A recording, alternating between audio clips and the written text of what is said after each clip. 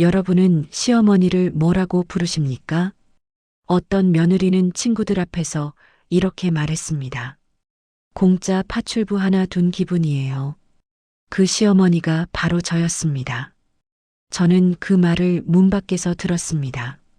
그날 이후 저는 한 푼도, 한 끼도, 한 발자국도 움직이지 않았습니다. 그리고 집안이 무너졌습니다. 무릎을 꿇고 울던 며느리를 저는 끝까지 일으켜 세우지 않았습니다. 너무했습니까? 아니면 늦었습니까? 지금부터 직접 판단해 보십시오. 월요일 새벽 5시입니다. 김정희는 알람이 울리기 직전 눈을 뜹니다. 잠시 누워 천장을 바라보다가 천천히 몸을 일으킵니다. 허리가 묵직하게 당기지만 이 시간에는 늘 부엌불을 켜왔습니다. 부엌 형광등이 켜지면 조용한 집안이 환해집니다. 정혜는 전날 씻어둔 채소를 꺼내 도마 위에 올려놓습니다. 칼을 잡은 손목이 조금 시큰하지만 멈추지 않습니다. 며느리 박지은이 요즘 야근이 잦다 했기 때문입니다. 지은은 종종 말했습니다. 어머님, 요즘은 워킹맘이 제일 힘들어요. 그 말이 정혜의 귀에 오래 남아 있습니다. 그래서 정혜는 월요일마다 반찬을 준비합니다. 된장찌개를 끓이며 간을 한 번 더 봅니다.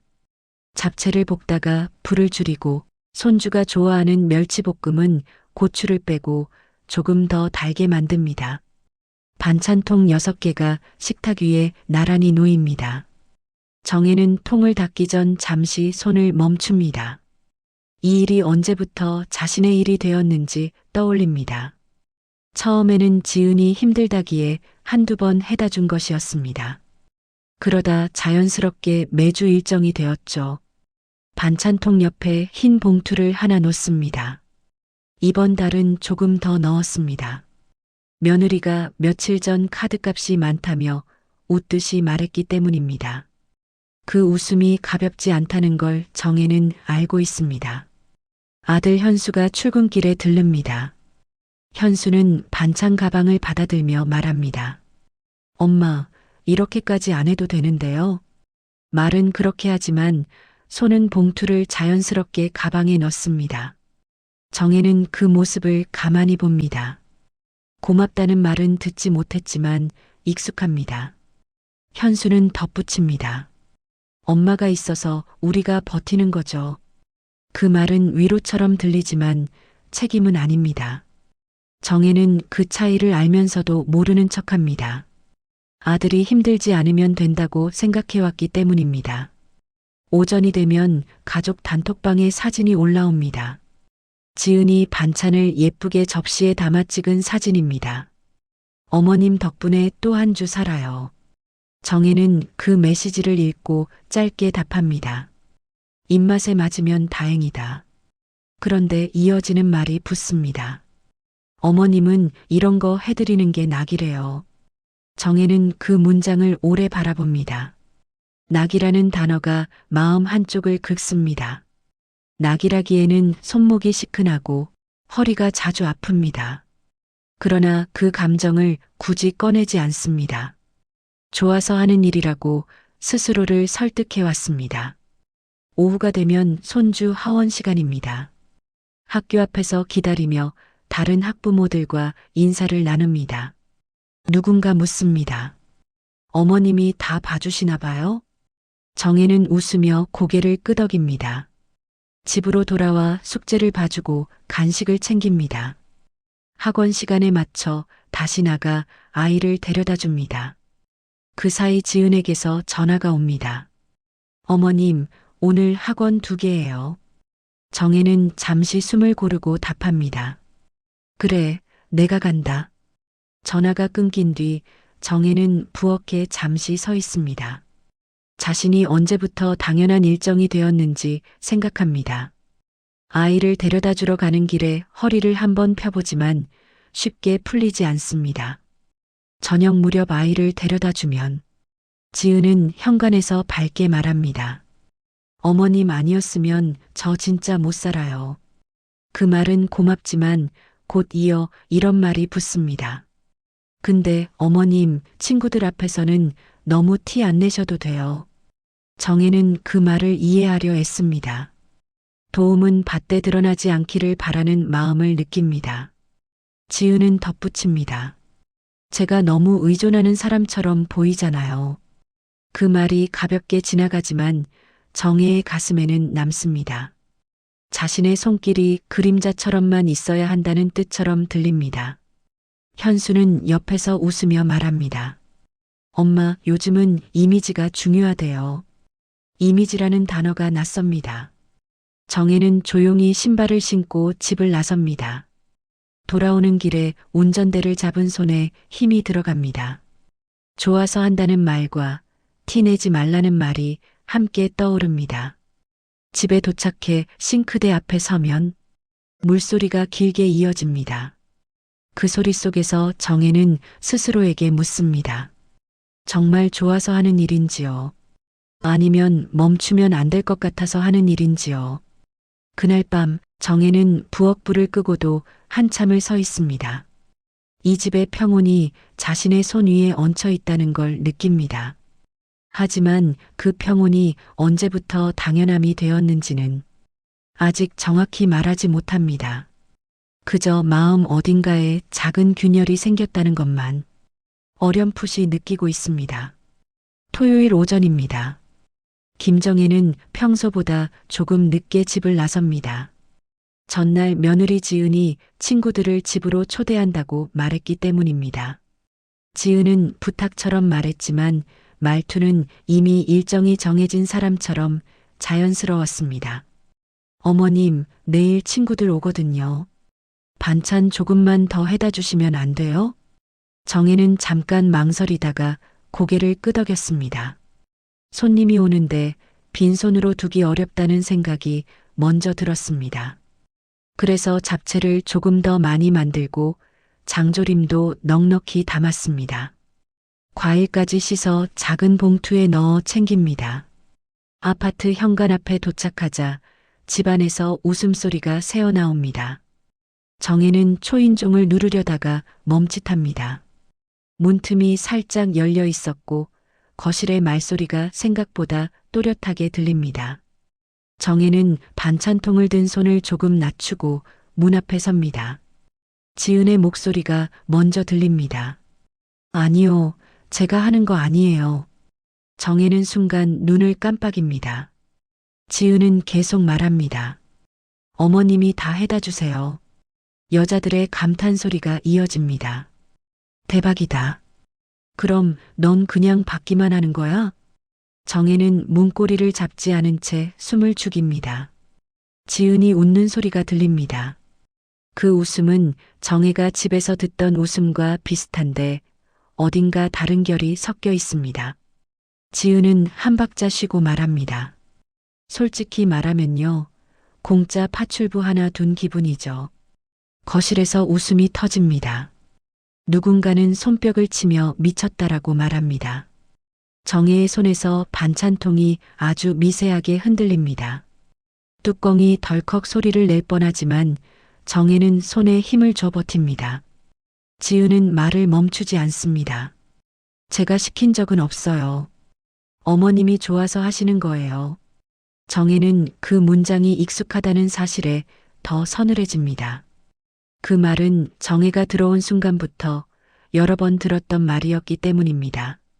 하지만 친구들 앞에서 그 말이 던져지는 방식은 달랐습니다. 감사와 배려가 아니라 면책과 자랑처럼 들립니다. 친구 중 한 명이 묻습니다.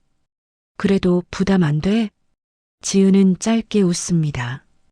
오히려 제가 안 받으면 섭섭해하세요. 정혜의 속에서 무언가가 꺼져내립니다. 도움이 선물처럼 오가는 것이 아니라 받아주는 사람이 우위에 서는 구조처럼 바뀌어 버립니다. 정혜는 자신이 어느새 받아야 할 사람으로 정리되어 있음을 느낍니다. 지은은 휴대폰을 들고 식탁 쪽으로 걸어가며 말합니다. 자, 얘들아. 우리 집 시댁 찬스 구경해. 카메라 셔터음이 연속으로 들립니다. 영상 촬영이 시작되는 듯한 짧은 안내음도 들립니다. 정혜는 그 소리에 심장이 더 빨리 뜁니다. 자신의 손길이 콘텐츠가 되는 느낌이 낯설고 불쾌합니다. 친구들이 반찬을 들여다보며 또 웃습니다. 진짜 내가 만든 줄 알았어. 지은은 아무렇지 않게 말합니다. 아니죠. 저는 바쁘잖아요. 바쁘다는 말은 정혜가 늘 마음 약해지는 단어입니다. 하지만 지금 그 바쁨은 정혜를 세우는 것이 아니라 정혜를 낮추는 장치처럼 사용되고 있습니다. 누군가가 또 묻습니다. 학원비도 보태준다며? 지은은 가볍게 대답합니다. 어머님은 자식 돕는 게 낙이래요. 낙이라는 단어가 다시 나옵니다. 정혜는 그 단어를 듣는 순간 귓가가 멀어지는 듯합니다. 정혜가 느끼는 피로와 통증이 한 단어로 지워지는 기분입니다. 거실 안에서는 웃음이 계속됩니다. 정혜는 문 앞에 그대로 서 있다가 천천히 뒤로 물러납니다. 문고리를 잡지 않습니다. 초인종도 누르지 않습니다. 반찬통을 들고 온 사람이 아니라 그 말들을 들은 사람으로 집을 떠납니다. 엘리베이터를 기다리는 동안 정혜는 손등을 바라봅니다. 얇아진 피부 아래로 힘줄이 도드라져 있습니다.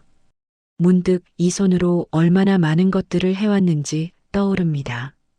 그런데 방금 그 손은 공짜라는 말로 묶였습니다. 차에 앉아도 바로 시동을 걸지 못합니다. 반찬통은 조수석에 얌전히 놓여 있습니다. 정혜는 핸들을 잡고 숨을 길게 내쉽니다. 눈물이 나올 것 같지만 쉽게 나오지 않습니다. 대신 속이 서늘하고 입안이 씁니다.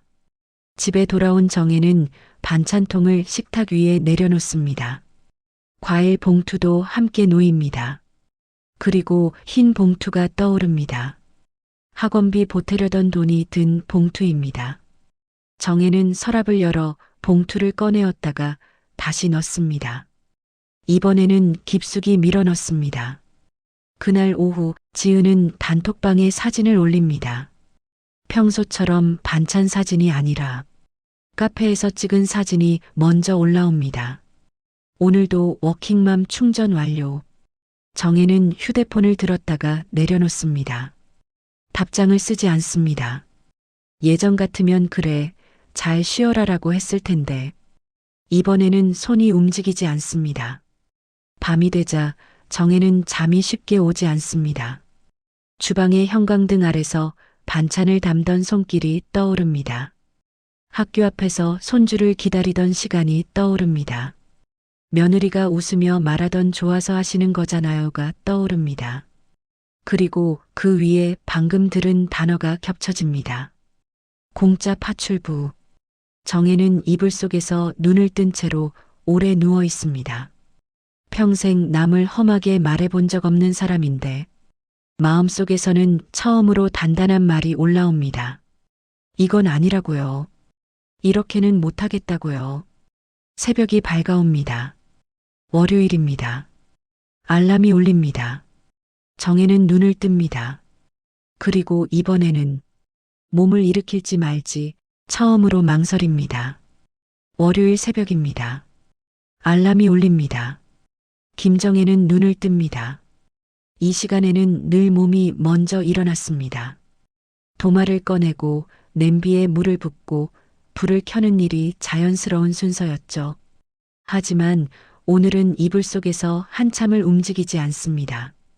부엌 쪽을 바라보며 숨만 고르고 있습니다. 어젯밤 들었던 웃음소리가 떠오릅니다.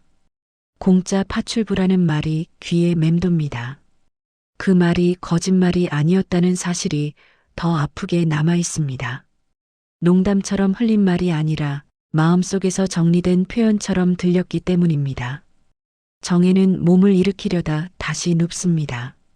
그래도 애들 먹을 건데라는 생각이 먼저 올라옵니다. 그러나 곧 다른 생각이 따라옵니다. 좋아서 하는 거라며, 좋아서 하는 일이라면 이렇게 속이 쓰릴 이유가 없지 않겠느냐는 생각이 듭니다. 좋아서 하는 일이라면 문 밖에서 서 있던 자신이 그렇게 작아질 이유도 없었을 것입니다. 알람이 2번 더 울립니다. 정혜는 손을 뻗어 끄지 않습니다. 그저 듣고 있습니다. 결국 알람은 저절로 멈춥니다. 그날 아침 부엌 불은 켜지지 않습니다. 도마는 그대로 서랍 안에 있고 냄비도 제자리에 있습니다. 정혜는 천천히 일어나 거실로 나옵니다. 물 한 잔을 따르고 식탁에 앉습니다. 손이 조금 떨리지만 이유를 분명히 말하지 않습니다. 그저 오늘은 하지 않겠다고 마음속으로 되뇌입니다. 아침 8시가 조금 지나 아들 현수에게서 전화가 옵니다. 정혜는 화면을 한참 바라보다가 받습니다. 엄마, 오늘 반찬은요? 현수의 목소리는 평소와 다르지 않습니다. 당연한 일정이 빠진 것을 확인하듯 묻습니다. 정혜는 잠시 입을 다뭅니다. 말이 쉽게 나오지 않습니다. 이번 주는 안 한다. 짧은 문장이지만 정혜에게는 길게 느껴집니다. 전화기 넘어가 잠깐 조용해집니다. 현수는 웃으며 말합니다. 왜요? 엄마 또 삐졌어요?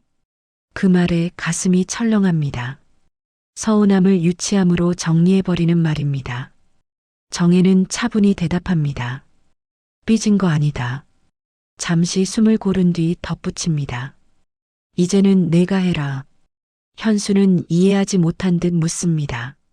갑자기 왜요? 정혜는 한참을 망설입니다. 지금 모든 말을 꺼내면 관계가 완전히 뒤집힐 것 같은 예감이 듭니다. 그래도 말하지 않으면 다시 예전 자리로 돌아갈 것 같아 마음이 무겁습니다. 좋아서 하는 거라며 정혜의 말이 천천히 나옵니다. 현수는 그 뜻을 바로 이해하지 못합니다. 그게 무슨 말이에요? 정혜는 더 길게 설명하지 않습니다. 좋아서 하는 거면 이렇게 아프겠냐? 그 말은 화가 아니라 자기 확인에 가깝습니다. 현수는 한동안 말이 없습니다. 그제야 목소리가 조금 낮아집니다. 엄마 혹시 그날 정혜는 끊습니다. 문 밖에 있었다. 그 말 뒤에는 긴 장면이 따라옵니다. 현수는 숨을 들이마시는 소리를 냅니다. 엄마, 그건... 정혜는 말을 더 잇지 않습니다. 설명을 듣고 싶은 마음보다 자신을 지키고 싶은 마음이 앞섭니다. 나는 내 엄마다. 파출부 아니다. 목소리는 크지 않지만 분명합니다. 전화를 끊고 나자 정혜의 손이 힘없이 내려옵니다. 눈물이 고이지는 않습니다. 대신 숨이 조금 가빠집니다. 오후가 되자 며느리에게서 전화가 옵니다. 정혜는 한참을 보다가 받습니다. 어머님, 오늘 아이 학원 2개예요. 지은의 말은 예전과 같습니다. 도움을 요청하는 말이 아니라 일정을 전달하는 말처럼 들립니다. 정혜는 잠시 눈을 감습니다. 마음속에서 오래 붙들고 있던 자리를 놓아야 할지 고민합니다. 오늘은 못 간다. 지은은 당황한 듯 묻습니다. 왜요? 무슨 일 있으세요? 정혜는 천천히 답합니다. 이제는 내가 가라. 짧은 침묵이 흐릅니다. 지은은 말합니다. 저 오늘 약속 있는데요. 정혜는 조용히 묻습니다. 그 약속이 애보다 중요하냐? 그 말이 끝나자 두 사람 사이에 공기가 단단해집니다. 지은은 바로 대답하지 못합니다. 전화를 끊은 뒤 정혜는 거실 한가운데 서 있습니다. 집안이 유난히 조용합니다. 자신이 멈추자 시간도 잠시 멈춘 것처럼 느껴집니다. 저녁 무렵 손주는 학원에서 조금 늦게 돌아옵니다. 현수가 직접 데려갔기 때문입니다. 정혜는 창밖을 보며 그 모습을 멀리서 확인합니다. 도움이 멈춘 하루가 지나갑니다. 아직 세상이 무너지지는 않았습니다. 하지만 구조는 흔들렸습니다. 정혜는 그날 밤 부엌 불을 켜지 않습니다. 냉장고를 열어보지도 않습니다. 이제는 해야 할 일과 하지 않을 일을 처음으로 나누기 시작합니다. 그녀는 아직 절규를 생각하지 않습니다. 다만 자신이 설 자리를 다시 정하려 합니다. 그 시작이 오늘이었음을 조용히 받아들이고 있습니다. 도움이 멈춘 지 사흘째입니다. 처음 하루는 그럭저럭 지나갔습니다. 둘째 날도 큰 소란은 없었습니다. 그러나 셋째 날부터 집안의 균형이 눈에 보이기 시작합니다. 아침 출근 시간입니다. 지은은 냉장고 문을 엽니다. 익숙하게 반찬통이 놓여 있던 자리가 비어 있습니다. 그 자리를 한 번 더 확인합니다. 없다는 사실을 알면서도 손이 그쪽으로 갑니다. 결국 배달 앱을 엽니다. 아침부터 카드 결제 알림이 울립니다. 지은은 화면을 닫으면서도 금액을 다시 한번 확인합니다. 평소보다 지출이 많다는 걸 바로 알아차립니다. 회사 점심시간입니다. 동료가 묻습니다. 요즘 도시락 안 싸와? 지은은 웃으며 대답합니다. 어머님이 좀 바쁘세요. 그 말은 사실이지만 그 안에 들어있는 의미는 다릅니다. 지은은 그 차이를 스스로도 느낍니다. 도움이 없다는 말과 바쁘다는 말은 다릅니다. 오후 3시쯤 학교에서 전화가 옵니다. 아이 하원 시간이 지났다는 안내입니다. 지은은 회의 중이었습니다. 잠시 망설이다가 전화를 받습니다. 급히 택시를 잡고 회사를 나섭니다. 차 안에서 요금이 올라가는 숫자를 바라봅니다. 그 숫자가 오늘 하루의 무게처럼 느껴집니다. 예전에는 이런 일이 없었습니다. 누군가가 늘 그 시간을 맡아주고 있었기 때문입니다. 저녁이 되어 현수가 가계부를 꺼냅니다. 배달비, 택시비, 외식비가 적힙니다. 며칠 사이에 지출이 눈에 띄게 늘어났습니다. 현수는 계산기를 두드립니다. 숫자가 단순히 합계가 아니라 구조를 보여줍니다. 이게 다. 현수가 말을 흐립니다. 지은은 말없이 서 있습니다. 그동안 당연하게 누렸던 자리가 금액으로 환산되고 있다는 걸 느낍니다. 돌봄 서비스 업체에 전화를 걸어 상담을 받습니다. 시간당 비용을 듣고 잠시 말을 잇지 못합니다. 정혜가 하던 일들이 돈으로 계산되기 시작합니다. 아이 하원, 학원 이동, 간식 준비, 저녁 돌봄. 그 모든 일이 비용으로 적힙니다. 그동안 그 일은 숫자가 아니었습니다. 카드사에서 결제일 알림이 도착합니다. 잔액이 빠듯하다는 안내입니다. 지은은 휴대폰을 내려놓습니다. 얼굴이 굳어 있습니다. 현수는 조용히 말합니다.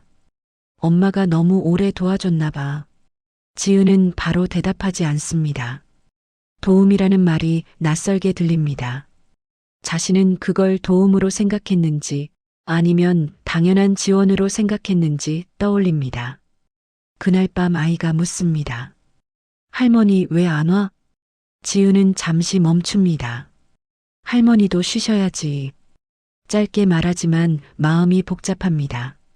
며칠이 더 지나자 학원비 자동이체 문자가 도착합니다. 통장 잔액이 넉넉하지 않습니다. 지은은 정혜가 매달 건네던 봉투를 떠올립니다. 그 봉투가 단순한 돈이 아니었다는 걸 이제야 압니다. 현수는 퇴근 후 말이 줄어듭니다. 지은도 집에서 휴대폰을 오래 들여다보지 않습니다. 둘 사이에 계산이 먼저 오가는 대화가 늘어납니다. 감정이 아니라 숫자가 중심이 됩니다. 그동안 유지되던 체면도 흔들리기 시작합니다.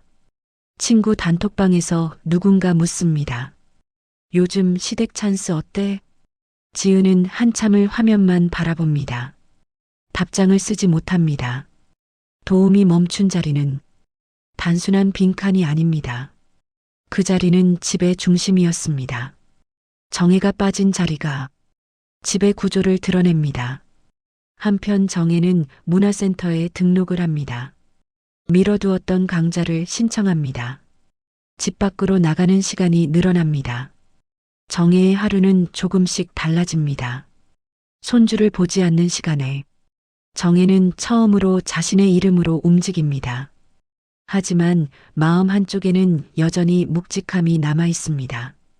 도움이 끊겼다는 사실보다 그 자리가 어떻게 사용되었는지에 대한 기억 때문입니다. 현수와 지은은 결국 마주 앉습니다.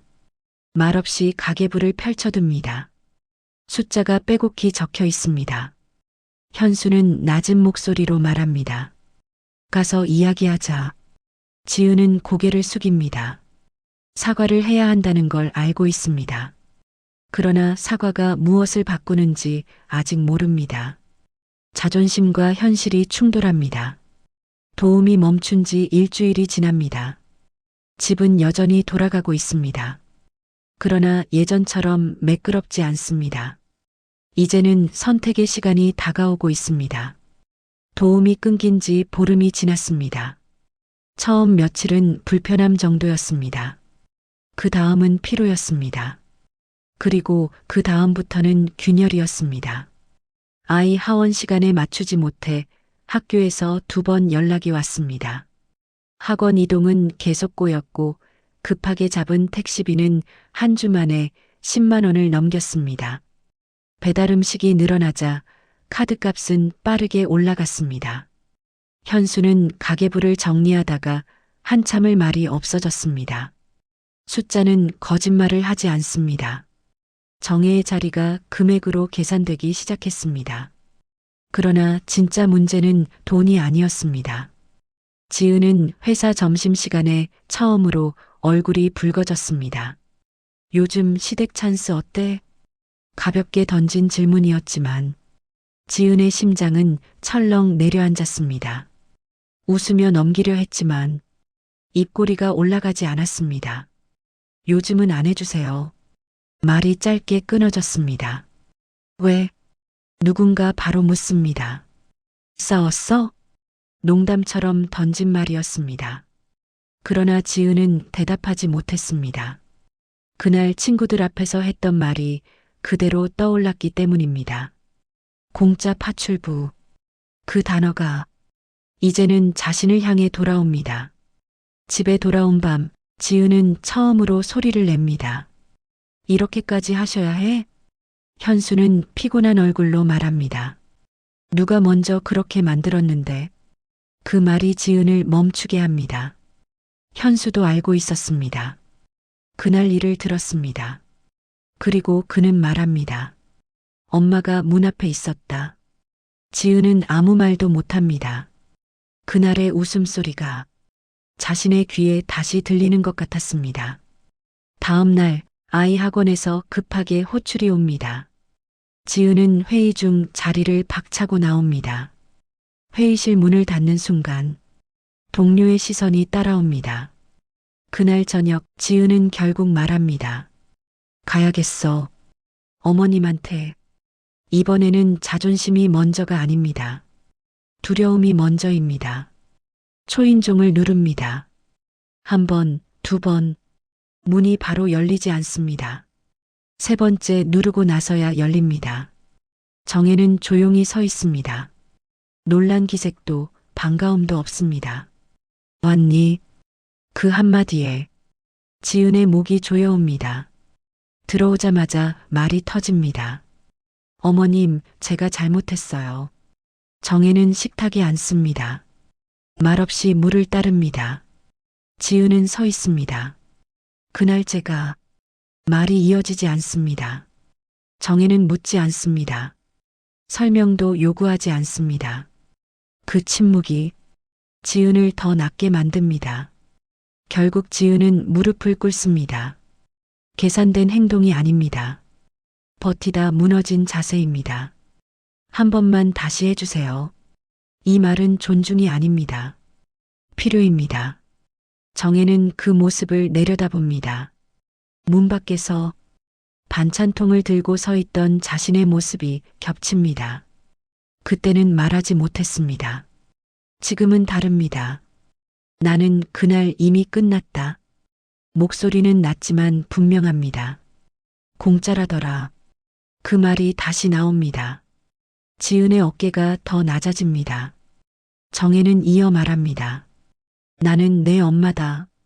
돈도 아니고 서비스도 아니다. 한 문장, 한 문장 천천히 말합니다. 내가 힘들다 해서 했다. 좋아서 한 줄 알았으면 내가 왜 아프겠니? 정혜의 눈이 졌지만 울지 않습니다. 그리고 마지막으로 말합니다. 나는 이제 내 집일 안 한다. 손주는 보고 싶을 때 본다. 돈은 주고 싶을 때 준다. 내 시간은 내 거다. 지은은 고개를 들지 못합니다. 정혜는 손을 내밀지 않습니다. 무릎은 나한테 꿇지 마라. 내 생각에 꿇어라. 그 말은 차갑습니다. 그러나 소리치지 않습니다. 그게 더 무섭습니다. 지은은 더 이상 말을 하지 못합니다. 정혜는 돌아섭니다. 그날 이후 정혜는 먼저 전화하지 않습니다. 반찬은 만들지 않습니다. 아이 생일에도 먼저 움직이지 않습니다. 현수가 연락하면 그때 생각합니다. 도움은 선택이 되었습니다. 관계는 남았습니다. 그러나 당연함은 사라졌습니다. 절교는 사람을 끊는 게 아니라 태도를 끊는 것입니다. 그리고 그 단절은 돌아오지 않습니다. 지은이 정의 집에서 무릎을 꿇고 돌아온 뒤에도 집안의 문제는 단숨에 해결되지 않습니다. 정혜가 도와주지 않겠다고 선을 그은 순간부터 현수와 지은은 매일매일을 직접 메워야 했고요. 아이 하원과 학원 이동은 두 사람이 번갈아 맡았지만 회사 일정이 조금만 꼬이면 다시 무너졌습니다. 배달 음식은 줄이려 해도 줄지 않았고 늦은 귀가 뒤에 밀린 집안일이 남았습니다. 지은의 표정이 전보다 더 거칠어졌고 현수는 말수가 줄어들었습니다. 그런데 진짜 무서운 건 집안이 아니었습니다. 밖이었습니다. 지은은 자신이 무릎을 꿇었다는 사실이 알려질까 두려웠고 동시에 정혜가 이제는 아무 말도 하지 않는다는 사실이 더 두려웠습니다. 정혜가 먼저 전화하지 않는다는 것, 정혜가 먼저 움직이지 않는다는 것이 지은에게는 언제든 끝낼 수 있다는 무언의 신호처럼 느껴졌습니다. 며칠 뒤 지은의 친구 모임 날짜가 잡힙니다. 그날은 하필이면 정혜를 공짜 파출부로 웃어넘겼던 바로 그 무리입니다. 지은은 가지 않으려 했습니다. 그런데 이미 단톡방에는 이번엔 내 시어머니 반찬 말고 내가 뭘 해오나 보자 같은 말들이 장난처럼 올라와 있었습니다.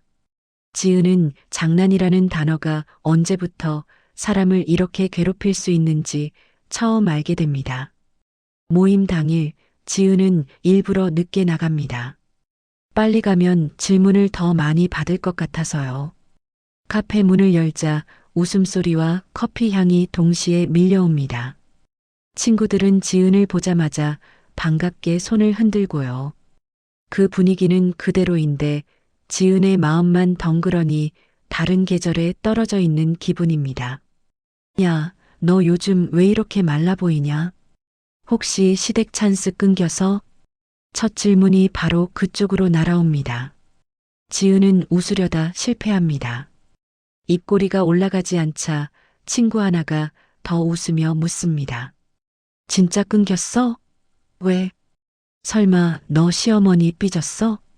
지은의 머릿속에서는 그때 현수가 했던 말이 떠오릅니다. 엄마 앞에서 그 말 들었대. 지은은 고개를 한번 숙이고 물컵을 만지작거리며 대답합니다. 요즘은 어머님이 좀 본인 일하신대. 말을 둥글게 만들수록 더 이상해집니다. 친구들은 그걸 놓치지 않습니다. 한 친구가 팔짱을 끼고 장난스럽게 말합니다. 아니 근데 너 그때 말 진짜 웃겼잖아. 공짜 파출부. 그 단어가 다시 공기 중에 떠오르는 순간 지은의 얼굴이 하얗게 질립니다. 예전 같았으면 함께 웃었을지도 모릅니다. 그런데 지금은 웃음이 나오지 않습니다. 지은은 숨을 들이마십니다. 가슴 안쪽이 콱 막힙니다. 야, 왜 그래? 진짜 삐졌어? 친구는 농담처럼 웃고 있는데 지은은 그 웃음이 칼처럼 느껴집니다. 그때 카페 문이 열립니다. 손님이 들어오는 소리와 함께 누군가의 발걸음이 가까워집니다. 지은은 고개를 돌렸다가 그대로 굳습니다. 김정혜가 들어옵니다. 정혜는 평소보다 조금 단정한 옷차림입니다. 문화센터 수업이 끝난 뒤 들른 듯한 느낌이고요. 가방은 가볍고 표정은 무겁지 않습니다. 정혜는 지은을 발견하자 잠깐 멈추지만 바로 다른 테이블로 향하지 않습니다.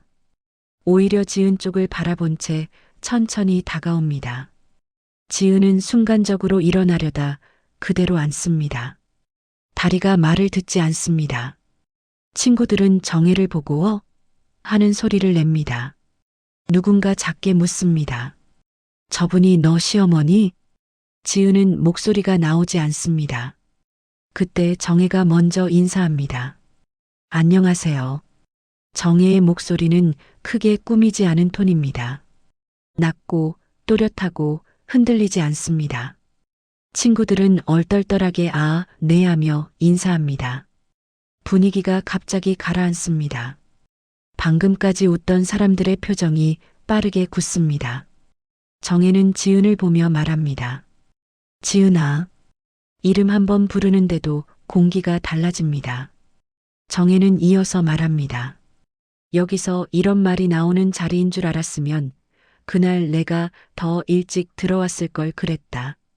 지은의 얼굴이 붉어집니다. 친구들의 눈이 동시에 지은에게 꽂힙니다. 정혜는 누구를 탓하듯 소리치지 않습니다. 그런데 그게 더 무섭습니다. 정혜는 테이블 위에 놓인 메뉴판을 슬쩍 바라보고 다시 친구들을 봅니다. 제가 반찬을 해준 게요. 좋아서였다고 말하면 그럴 수도 있겠죠. 근데 그게 웃음거리가 될 줄은 몰랐습니다.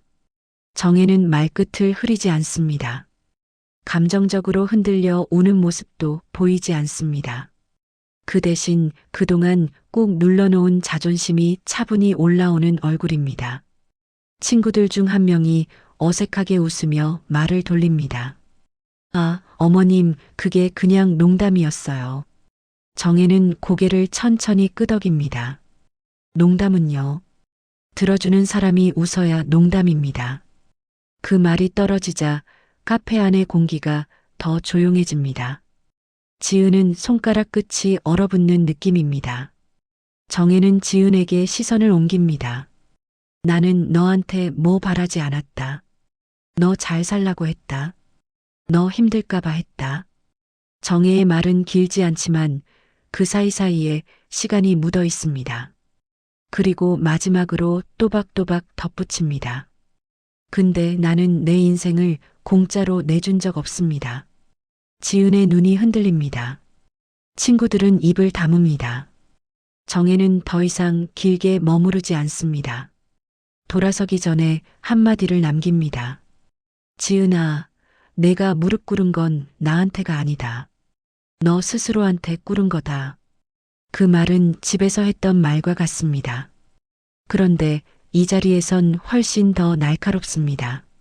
지은은 그 말이 자신을 살리기 위한 말인지 완전히 잘라내기 위한 말인지 구분하지 못합니다.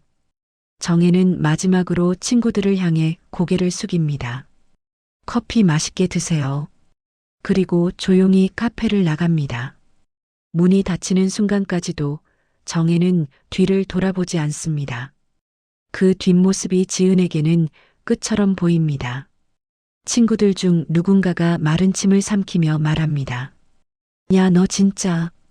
다른 친구가 말을 잇습니다. 너 그때 그 말 진짜 너무했다. 지은은 그제야 숨을 내쉽니다. 가슴이 답답해서 커피도 넘어가지 않습니다. 지은은 웃음을 되찾으려 하지만 실패합니다. 그 자리에서 체면은 이미 바닥을 쳤습니다. 지은이 친구들 앞에서 만들고 싶었던 바쁜 워킹맘의 이미지는 정혜의 한 문장들에 의해 산산이 부서졌습니다. 집으로 돌아가는 길, 지은은 차 안에서 한마디도 하지 않습니다. 현수도 묻지 않습니다. 묻지 않아도 알고 있습니다. 지은이 무릎 꿇은 것보다 더 아픈 일을 겪었다는 거리요. 그날 밤 지은은 침대에 누워도 잠이 오지 않습니다. 농담이라는 말 뒤에 숨었던 자신이 떠오릅니다. 좋아서 하는 거라는 말로 책임을 피했던 자신이 떠오릅니다. 그리고 문 밖에서 반찬통을 들고 서 있던 정혜의 그림자가 떠오릅니다. 그제야 지은은 압니다. 정혜가 끄는 건 단순한 지원이 아니라 자신이 사람을 대하는 방식 자체였다는 거요. 그리고 그 방식은 한번 들키면 다시는 예전처럼 돌아갈 수 없다는 거요. 정혜는 그날 밤 문화센터 노트에 조용히 한 줄을 적습니다. 누구에게 보여줄 것도 아닌 자기 자신에게 남기는 문장입니다. 내가 먼저 웃지 않기로 했다. 그 한 줄이 이 집의 새로운 규칙이 됩니다. 카페 문이 닫힌 뒤 그 자리에는 웃음이 남지 않습니다. 지은의 친구들은 더 이상 장난을 치지 못합니다. 누군가는 커피잔을 만지작거리며 시선을 피하고 누군가는 괜히 휴대폰을 들여다봅니다. 지은은 입술을 몇 번 달싹이지만 말을 꺼내지 못합니다. 방금까지 자신이 유지해오던 이미지가 무너지는 소리가 카페 안정적보다 더 크게 들립니다. 집으로 돌아오는 길, 지은은 차 안에서 창밖만 봅니다. 현수도 묻지 않습니다. 묻는 순간 서로의 민낯이 더 뚜렷해질 것 같아서입니다. 차 안에는 내비게이션 안내만 반복되고 둘 사이에는 말 대신 얇은 숨만 오갑니다. 현수는 운전대를 잡은 손에 힘이 들어가 있고 지은은 무릎 위에서 손가락을 꼼지락거립니다. 집에 도착하자마자 아이가 달려옵니다. 엄마, 오늘 할머니와? 지은은 대답하지 못하고 현수 쪽을 봅니다. 현수는 아이를 안아들며 오늘은 아빠가 해줄게라고 말합니다. 아이의 표정이 조금 시무룩해지지만 현수는 웃으며 등을 토닥입니다. 저녁 준비를 하는 동안 지은은 부엌에 서 있지만 손이 잘 움직이지 않습니다. 반찬통을 꺼내려다 빈 냉장고를 보고 멈추고 다시 배달 앱을 켜려다 꺼버립니다. 현수는 말없이 쌀을 씻고 국을 끓입니다. 그 모습이 지은에게는 더 불편합니다. 지은은 그동안 현수가 이렇게 할 수 있는 사람인지 제대로 보지 않았습니다. 정확히 말하면 굳이 보지 않아도 된다고 믿고 있었습니다. 식탁에 둘러앉아 밥을 먹지만 대화가 없습니다. 숟가락 부딪히는 소리만 납니다. 아이만 이거 맛이 왜 달라? 라고 묻고 현수는 오늘은 아빠 표야라고 대답합니다. 지은은 고개를 숙인 채 밥만 먹습니다. 아이를 재우고 나서야 현수는 거실에 앉습니다. 지은도 마주 앉습니다. 둘 사이에 오래 미뤄둔 말이 걸려 있습니다. 현수는 잠시 입을 다물었다가 낮고 단단한 목소리로 먼저 말합니다. 당신 오늘 엄마를 그렇게 만든 거야. 지은은 반사적으로 내가 뭘이라고 말하려다가 멈춥니다. 그 반박이 더 초라해질 걸 알기 때문입니다. 현수는 시선을 피하지 않습니다. 이제는 피할 때가 지났다는 듯이 말합니다. 엄마가 문 밖에서 들었대. 당신 친구들한테 공짜 파출부라고 한 거. 지은은 입술이 파르르 떨립니다. 그거 그냥 분위기상이라고 말하려 하지만 현수는 고개를 젓습니다. 분위기상 나온 말이 아니야. 그 말 평소에도 했잖아. 지은의 심장이 쿵 내려앉습니다. 현수는 계속 말합니다. 좋아서 하시는 거라면서, 내가 시킨 거 아니라면서, 그 말로 당신이 뭘 했는지 알아? 현수는 손가락으로 식탁을 가볍게 두드립니다. 그 소리가 지은의 머리까지 울립니다. 현수는 말을 멈추지 않습니다. 책임을 엄마한테 넘겼어. 엄마가 선택한 일처럼 만들었잖아. 지은은 얼굴을 찡그립니다. 나도 힘들었어. 회사 다니면서 애 키우는 게 쉬워? 지은의 목소리가 올라갑니다. 현수는 그 말을 기다린 사람처럼 더 단단하게 대답합니다. 힘든 거 알아. 근데 그 힘든 걸 엄마가 대신 살아줬잖아. 그 말이 지은의 숨을 막습니다. 현수는 몸을 앞으로 숙입니다. 그리고 더 현실적인 말로 박습니다. 이제부터는 우리가 해. 당신이 힘들면 내가 하고, 내가 힘들면 당신이 하고, 엄마는 선택하게나. 지은은 그럼 우리는 어떻게 해라는 말이 목구멍까지 올라오지만 삼킵니다. 지은은 처음으로 깨닫습니다. 현수는 어머니 편을 든 게 아닙니다. 어머니에게서 빼앗아온 책임을 다시 자신들의 자리로 돌려놓고 있는 것입니다. 현수는 한숨을 쉬고 일어납니다. 그리고 거실 한쪽 서랍에서 종이를 꺼냅니다. 카드 명세서와 가계부입니다. 현수는 그것들을 식탁 위에 펼칩니다. 이거 봐. 엄마가 해주던 걸 돈으로 바꾸니까 이만큼이야. 우리가 못해서가 아니라 우리가 안 했던 거야. 지은은 숫자를 보며 말이 없어집니다. 택시비, 배달비, 돌봄 상담비, 간식비가 빼곡합니다. 정혜의 도움은 단순한 호의가 아니라 집을 움직이는 엔진이었습니다.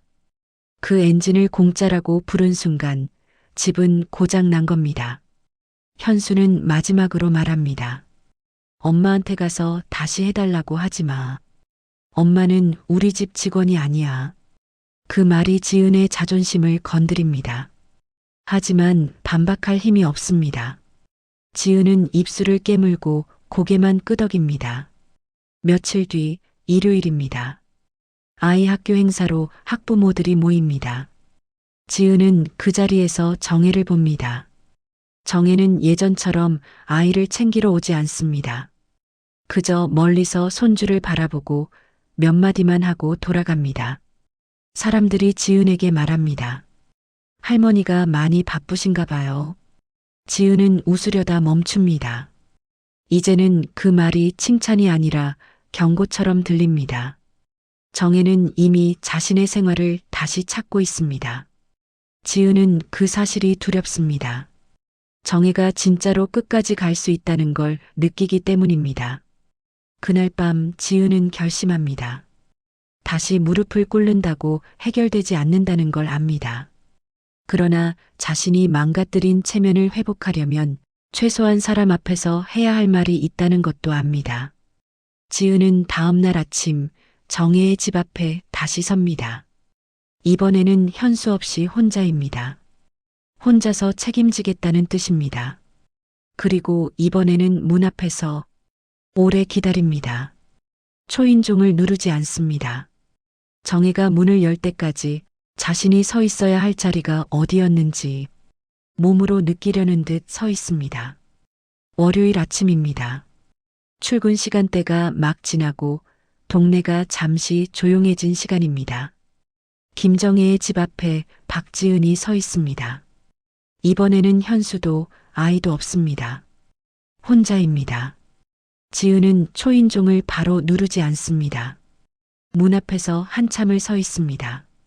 그날 반찬통을 들고 문 밖에 서 있었을 정혜의 모습을 떠올리며 자신도 그 자리에 서 있어야 한다고 생각합니다. 바람이 조금 불고 아파트 복도 끝 창문이 덜컹거립니다. 지은의 손은 식은땀으로 젖어 있습니다. 결국 초인종을 누릅니다. 문이 열리기까지 시간이 걸립니다. 정혜는 일부러 늦게 나오는 것이 아닙니다. 그냥 서두르지 않을 뿐입니다. 문이 열립니다. 정혜는 평소와 같은 표정입니다. 놀라지도 않고 기대하지도 않습니다. 지은은 말없이 무릎을 꿇습니다.